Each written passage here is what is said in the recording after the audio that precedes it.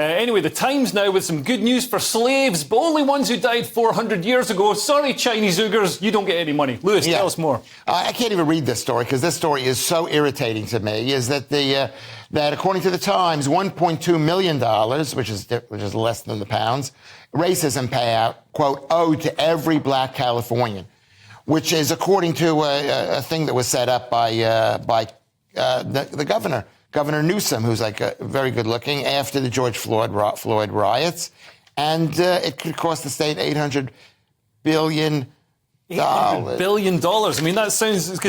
What the income, the budget for the state of California, I think, is $300 billion. So this is like 3 years worth of their entire budget. It's a lot of money. And I can't even discuss this because it'll make it seem like listen, my family are descendants of slaves. Yeah.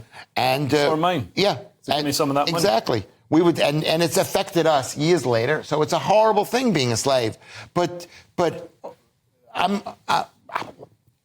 the weird thing to me is how they come up with these numbers, number one, how they sort of put a monetary value on something and how they've worked it out. I'd love to see the maths for that. But also, it says in this article that final decision rests with Newsom and the legislature, but it remains doubtful whether cash payments will ever be made. Instead, they're saying, instead of paying all this cash, we might plant some trees. Isn't that nice? And it's like, well, wait a minute. You can't go around... dangling this in front of people's faces. $1.2 million for each person, each black Californian. Tree. What? And the tree seems like a more likely outcome at this point because $800 billion is unworkable. But it seems ridiculous for California to be doing it because it was a state that never had slaves. When California was founded, they outlawed slavery. So they weren't responsible for slavery. It seems weird that they'd make these reparations and take that responsibility. They have a lot of wildfires,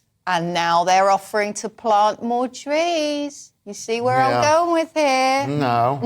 I was just basically saying that because they've had all the wildfires, they're going to use the budget that they should use for reparations to plant a load of trees to repair all the wildfires. I see. Oh, my God, you're thinking. Diane, you're thinking today.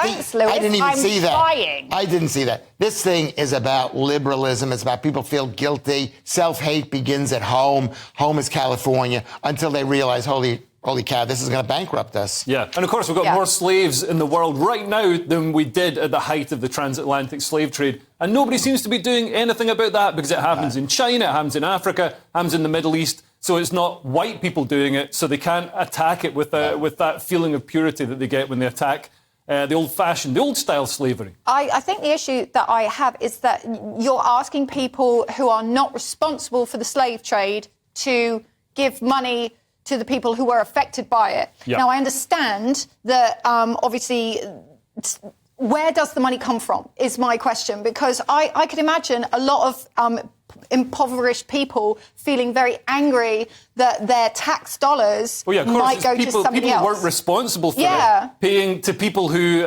aren't suffering from it. So the whole thing's a nonsense.